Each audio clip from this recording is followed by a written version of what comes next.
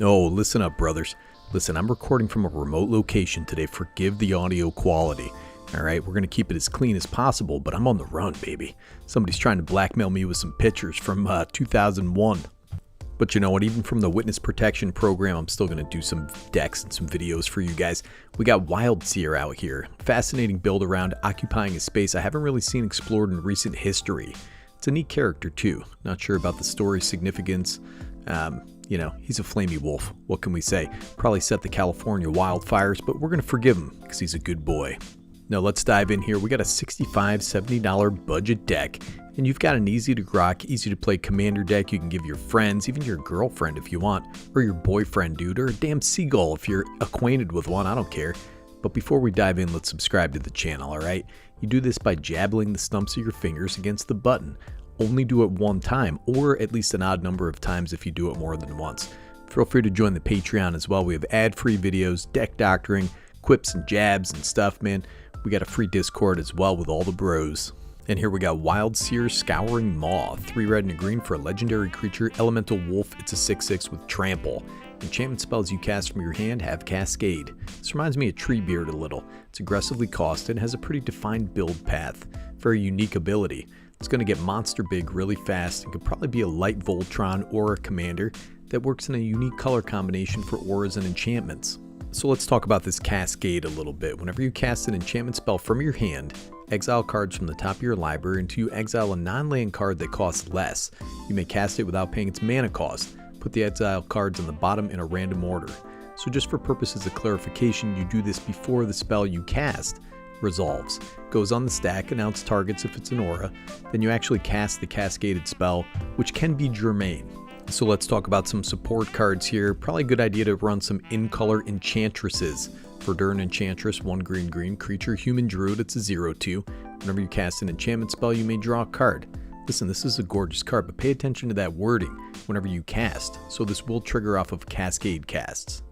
Even cheaper and definitely better, Eidolon of Blossoms and Setessan Champion trigger on ETB.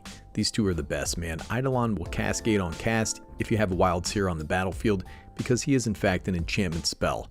So you cast it right, it's on the stack, then you cascade, that spell resolves, then Eidolon resolves, ETBs, and draws a card. And of course you have Weaver of Harmony out here, 1 and a green, enchantment creature, Snake Druid, it's a 2/2. Other enchantment creatures you control get +1/+1, has green and tap. Copy target activated ability or triggered ability you control from an enchantment source. You may choose new targets for the copy. Love this guy, man. Benefits from Wildsear's ability and can copy those ETB effects or an effect like Eidolon of Blossoms. Keep your hand full. This guy does a lot for 2 mana. Then we have Old Herald here. Herald of the Pantheon, 1 and a green creature, Centaur Shaman, it's a 2/2. Enchantment spells you cast cost 1 less to cast. Whenever you cast an enchantment spell, you gain 1 life, you idiot. Love me a good Centaur. You know, little cost reduction goes a long way. Look at this beautiful lady out there, the Destiny Spinner, 1 and a green, enchantment creature, human, it's a 2/3. Creature and enchantment spells you control can't be countered. 3 and a green, target land you control becomes an XX elemental creature with trample and haste until end of turn, where X is the number of enchantments you control. It's still a land. Beautiful art, man. I'm a fan of Livia Prima. I have a playmat of Mikaeus the Unhallowed. Gorgeous, man. But this gives a little smear of protection and can help one of your lands be a hero for a day. Another sweet little support creature here, the Composer of Spring. Look at this guy, 1 and a green, creature satyr bard, it's a 1/3, has constellation. Whenever an enchantment you control enters the battlefield, you may put a land card from your hand onto the battlefield tapped. If you control 6 or more enchantments, instead you may put a creature card or land card from your hand onto the battlefield tapped. Centaurs, satyrs, you know what I mean? Satyrs have goat legs, but it's kind of weird they only get the back legs of the goat, when the centaurs get the back and the front legs. But listen, I don't make the rules about this stuff, man. I just report it like I see it. Elvish Archivist. This is an interesting little card, man. Creature, Elf Artificer, it's a 0/1.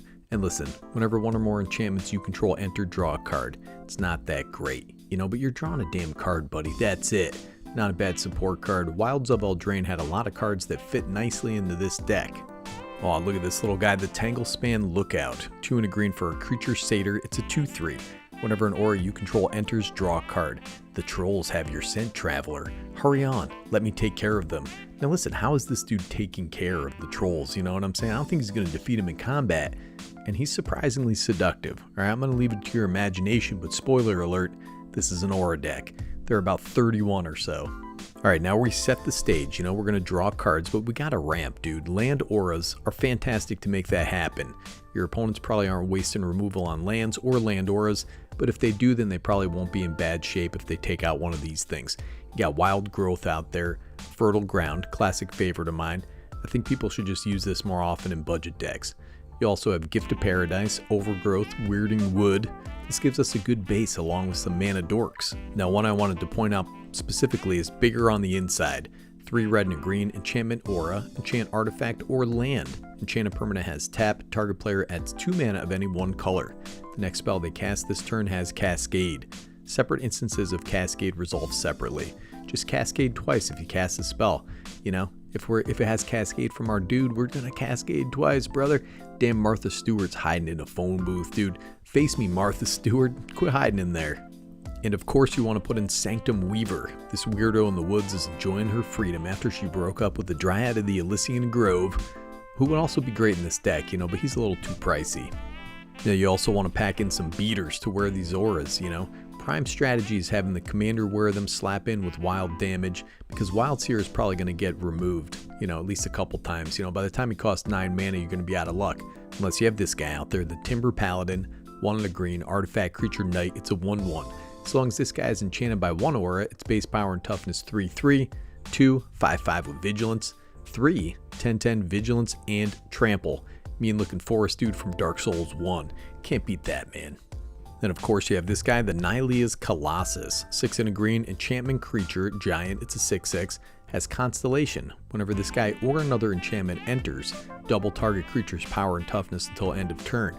Just because it's a budget deck doesn't mean we can't snag a pricey card or two. This thing's a real monster, it's about $8. And a surprise game ender when you cast a few cheap auras with him out there, Wildsear out there, all of a sudden it's a knockout blow. And of course you have the Nyxborn Behemoth, 10 green for an enchantment creature beast, it's a 10/10 with trample. This guy costs X less to cast, where X is the total mana value of non-creature enchantments you control. Has 1 and a green, sacrifice another enchantment, this guy gets indestructible until end of turn. I've easily gotten this down to 2 mana and then Cascade for a bunch. Spell's mana value is determined only by its mana cost. Ignore any alternative cost, you fool. So on to the auras here. You want all the Umbras. You got the Boar Umbra out there, Snake Umbra, Spider Umbra, Bear Umbra. But how about this guy, the Lion Umbra? Green, enchantment aura, enchant modified creature. Enchanted creature gets +3/+3 and has vigilance and reach. Has the Umbra armor as well, which used to be totem armor dude, but that's not politically correct, and that's not better commander. But this new Umbra just dropped. Now, Colossification is kind of a great card, but you have to tap the creature. I like it in this deck because it spreads the threat around. If you have another creature out there, it forces a choice for targeted removal. Wildsear is getting big, and then you have a 20/20 on the other side, dude. It's not a great card, but it's fine for a budget deck. Now, Eldrazi Conscription is absolutely brutal. Getting to 8 mana is fine in this deck with all the acceleration, and this thing's a game winner. And fresh out of Fallout, you have the Strong Back perk, dude. 2 and a green for an enchantment aura, enchant creature. Equip abilities you activate that target this thing cost 3 less to activate. Aura spells you cast that target this creature cost 3 less to activate. Nice cost reduction there. Enchanted creature gets +2/+2 for each aura and equipment attached to it. This is kind of a sideways upgrade to the old Ancestral Mask, Enchanted creature gets +2/+2 for each other enchantment on the battlefield, so that's a little better, but, whatever, man. Now, you definitely want some protection. I tell all my college-age friends this as well. Alpha Authority and Canopy Cover are great for this. Now listen up, brother. Helm of the Gods, Nettlecyst, these are excellent artifacts in these types of decks. I've won so many games in the back of the little Netley boy, dude. Equipped creature gets +1/+1 for each artifact and or enchantment you control. Helm of the Gods is really no slouch either. So this is 1 generic mana artifact equipment. Equipped creature gets +1/+1 for each enchantment you control. Has equipped for 1. Very cheap. Not an enchantment itself though. Now with the Cascade deck, you want a fairly even mana curve, Though this deck tends to skew towards the lower mana value, you want some 1 converted mana cost enchantments. So what are they going to cascade into? You have a couple options here. Soul Talisman, this is basically a soul ring. So if you cascade into it off of a 1 cost, you're basically adding a soul ring to your battlefield, dude, and you can't beat that, brother. You also have this old card, the Wheel of Fate. So each player discards their hand, draws 7 cards. Mana value is essentially 0. I love wheels, man, but your mileage may vary on this, especially if you're cascading into it. Mox Tantalite, Lotus Plume, they also work and are relatively cheap as well. Anyways, man, very powerful deck. I was just goldfishing it a minute ago. I had an 1818 commander relatively easily. Then I realized I had forgotten to resolve my Cascade triggers, you know? You're putting lots of permanents out there on the battlefield. Incredible deck for 70 bucks. Have you ever wanted a Flamin' Wolf as your buddy? I know you have, dude. And this is your chance. Nikki G, Better Commander, signing off.